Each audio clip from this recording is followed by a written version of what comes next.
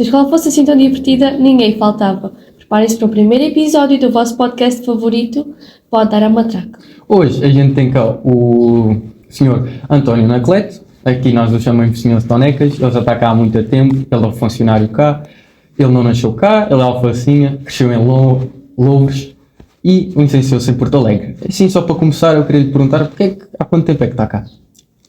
Muito bem, obrigado pelo convite em primeiro lugar, Lucas e Matilde. Eu estou a viver na Amareleja desde 1991, ou seja, quando vim para a Amareleja já tinha 27 anos, já era adulto, e vim para a Amareleja numa perspectiva de mudança de vida. Mas porquê é que veio para cá? Porquê é que veio para a Amareleja? Em específico, você estava já a pensar, já tinha família cá, olhou para a Amareleja e disse, é este sítio que eu quero ficar, por causa que é mais copinho, ou por causa que é mais diferente da cidade, ou... Correto. Assim? O ambiente da aldeia, claro que é diferente do da cidade, não é, Lucas e Matilde? Os meus pais têm raízes cá na Amareleja, portanto são da Amareleja, apesar de viverem muitos anos em Loures, onde me criaram, portanto tinha cá a família, tinha cá raízes, tinha cá os meus avós, e quando tomei a decisão de vir de Loures para a Amareleja, já tinha aqui sítio para ficar, quer dizer, não vim assim à toa, compreendem? Portanto, a minha avó já cá vivia, vim para a casa da minha avó, estive lá a viver os primeiros tempos, e depois, entretanto, os meus pais arranjaram uma casa e depois vivi ainda nessa casa uns anos, juntamente já com a minha família, e a partir daí criei a minha família, tive casa própria, e entretanto vim trabalhar para a escola, no ano 2000, e cá me mantenho, provavelmente até à idade da reforma. Esperamos. E você está cá desde 2000, certo? Então está cá desde que a escola... Eu estou a trabalhar, a escola iniciou a atividade em 1999, em dezembro de 1999, a escola teve início no ano letivo 99-2000 e eu entrei no segundo ano letivo da escola, em outubro do ano 2000, portanto já estava a decorrer o segundo período. Mas você já tinha trabalhado como assistente operacional outras vezes? Não, Matilde, por acaso não. A minha vida profissional sempre esteve ligado, no fundo, ao trabalho de escritório. Depois, quando vim para a Amareleja, passou pelo trabalho do campo, passou pela agricultura, onde estive envolvido durante 3 anos. Depois ainda trabalhei numa empresa que vendia produtos agroquímicos e para a agropecuária, adubos, rações, pesticidas, e entretanto saí dessa empresa e concorri para a escola no ano 2000. Vi a entrevista com o concurso, fui aceito, fiquei em primeiro lugar no concurso e desde aí, outubro de 2000, que estou a trabalhar na escola da Amareleja. Nunca tinha tido contacto, claro, com alunos, apesar de ter alguma ligação com crianças, que a minha mãe foi ama de crianças durante 20 anos, lá em Loures, e sempre habituei-me a ter a casa cheia de crianças, muitas crianças, e sempre tive uma boa relação com as crianças, e neste caso com os alunos. Acho que foi uma experiência porreira.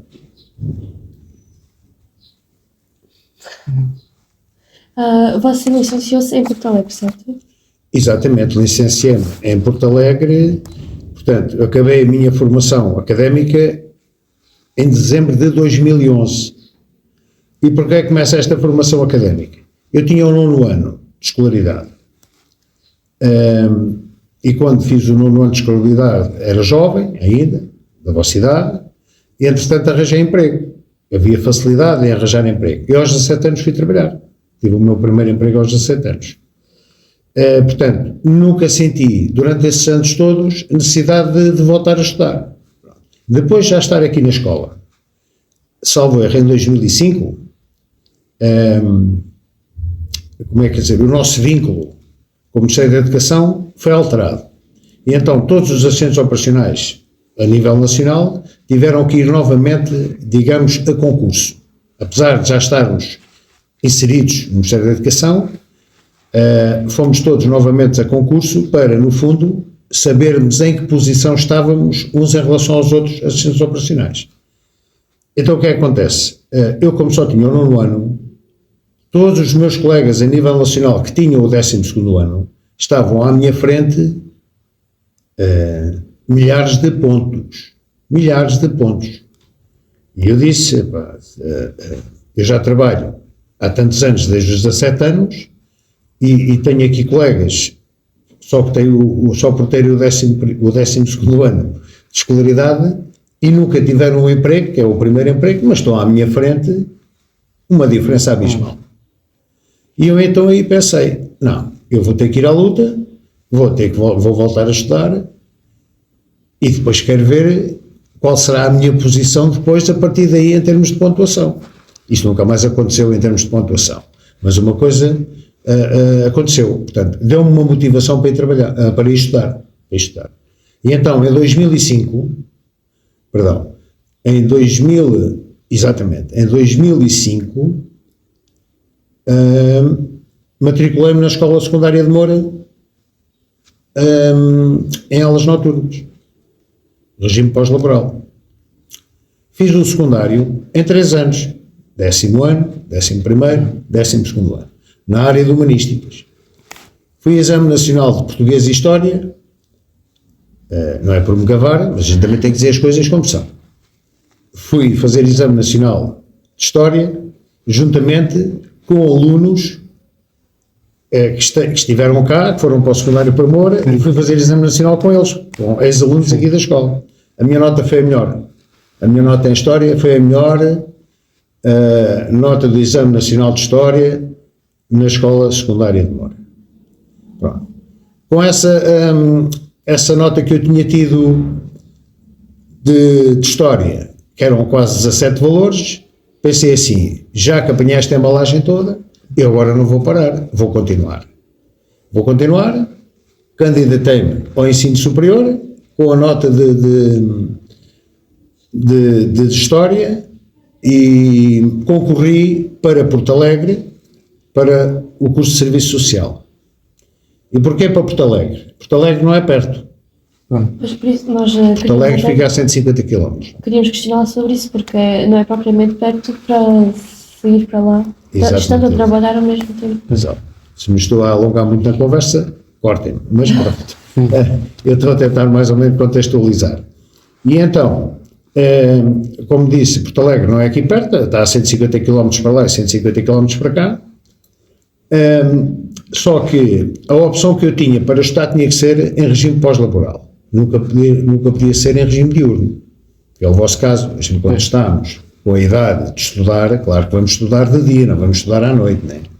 Mas devido ao facto de eu já ter o trabalho, ter este emprego, e também não querer perder o emprego por causa da minha autoformação, fui à procura de um curso que mais ou menos estivesse dentro da área que eu gostei, que era de humanidades, né? E que estivesse acessível, digamos assim, para aquilo que eu também pretendia.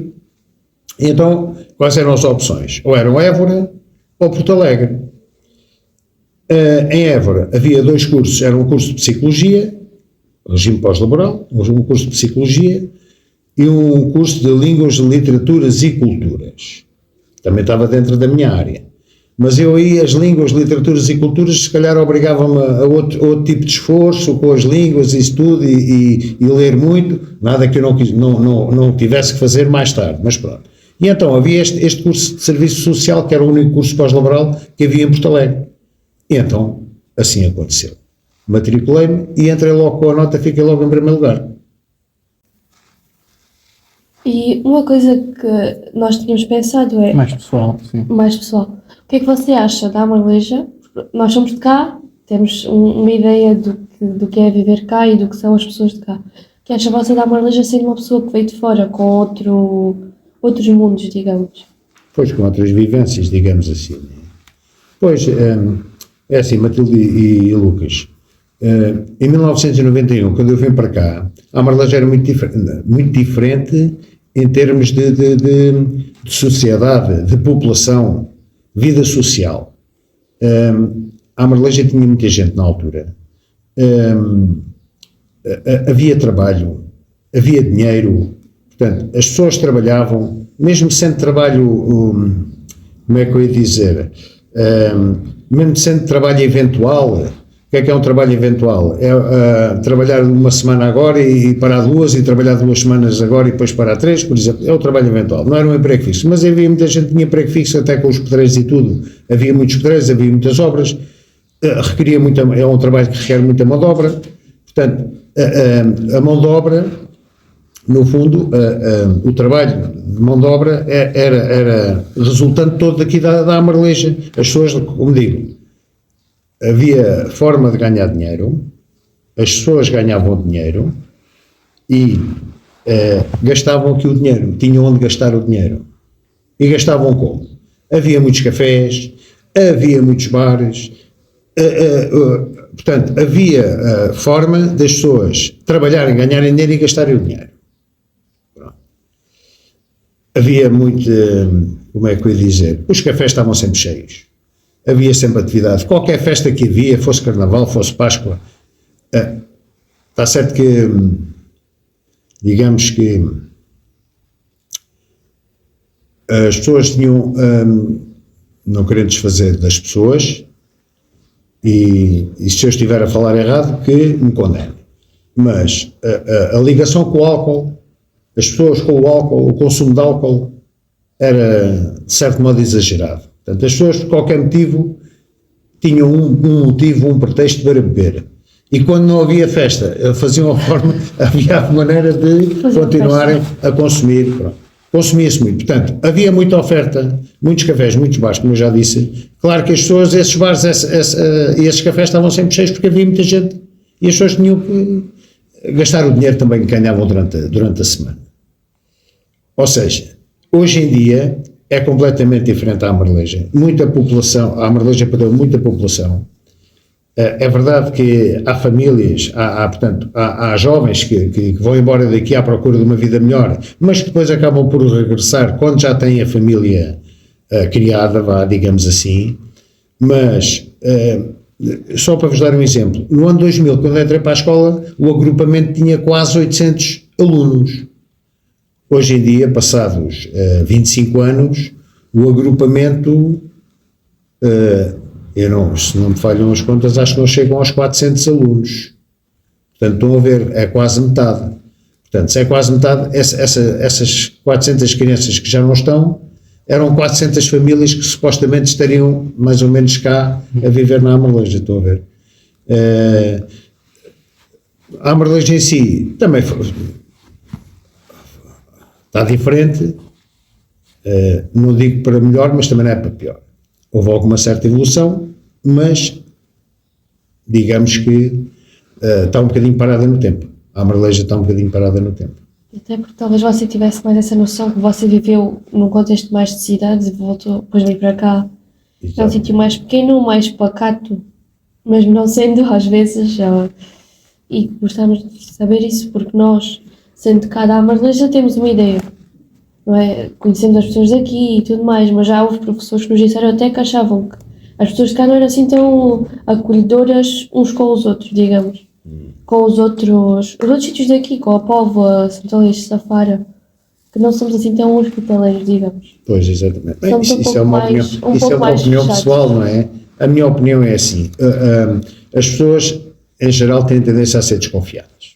Isto é mesmo assim, quem vive no meio pequeno, as pessoas conhecem-se todas umas às outras. Alguém que venha de fora, ou com outras ideias, ou porque é diferente, ou porque não sei o quê, as pessoas à partida são desconfiadas. Se essas pessoas que depois se tornam abertas também para o comum, claro que os alentejanos depois também, se for preciso, dão a camisa, como se costuma dizer. Portanto, comparativamente à Amareleja com as outras freguesias que são mais pequenas, o caso da Póvoa de São Miguel, Safara ou Santa Leixo, noto em termos de bairrismo, digamos assim, os outros povos mais unidos, como são mais pequenos, como há menos gente, têm tendência a ser mais unidos, são mais bairristas.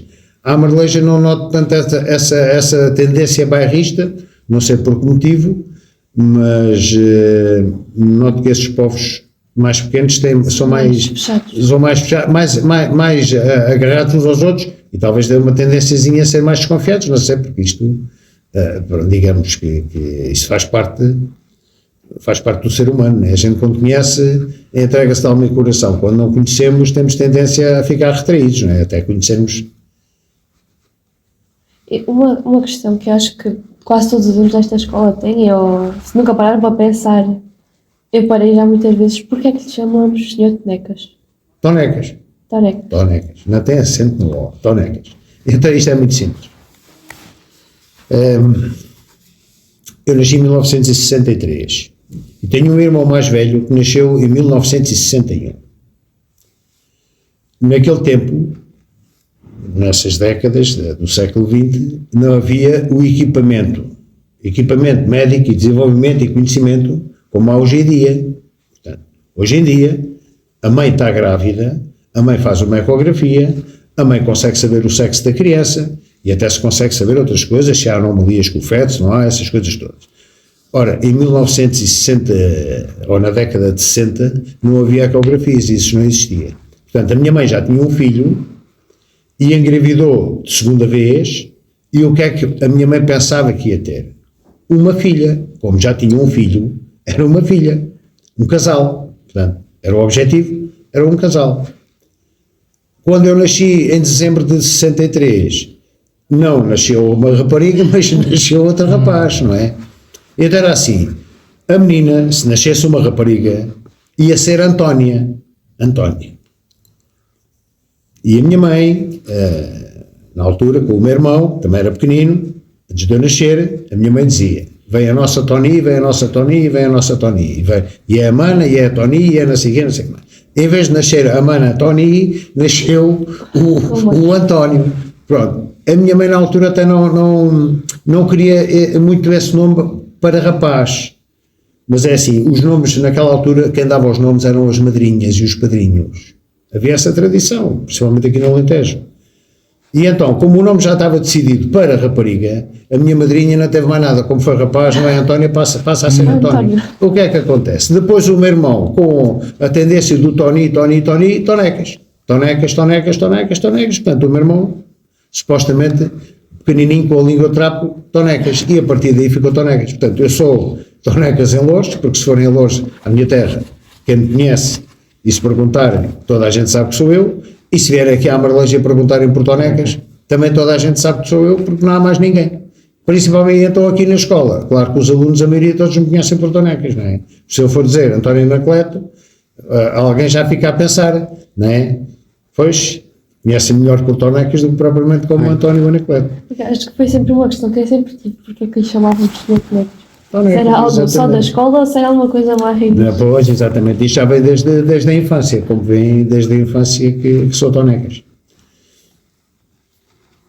E como o nosso tempo não estica, por aqui ficamos, Lucas e Matilde. Se gostastes, partilha com os teus amigos. Se não gostastes, partilha na mesma. Pode ser que eles tenham um gosto melhor do que o teu. Até à próxima!